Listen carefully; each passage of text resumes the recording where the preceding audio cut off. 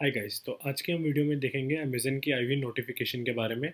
आज 27 जनवरी को 1 बजे एक न्यू मेल आया अमेज़न की तरफ से। उसमें लिखा है कि ईज़ी शिप्स के जो भी पिकअप्स हैं वो अब से नहीं होंगे। तो हमारे एरिया में दिल्ली में आपको पता है कि फार्मर्स का प्रोटेस्ट चल रहा है और सारे बॉर्डर्स में बहुत प्रॉब्लम आ रही है।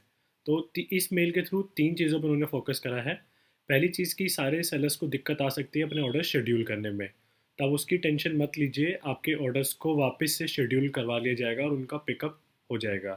दूसरी चीज़, अगर आप ऑलरेडी पिछले कोई ऑर्डर्स अपने शेड्यूल कर चुके हो तो आपको कुछ दिनों के लिए वेट करना पड़ेगा और अमेज़न उन्हें रीशेड्यूल उनका पिकअप कर देगा जैसे ही सिचुएशन ठीक होगी, जैसे ही बॉर्डर्स का प्रॉब्लम सॉल्व होगा।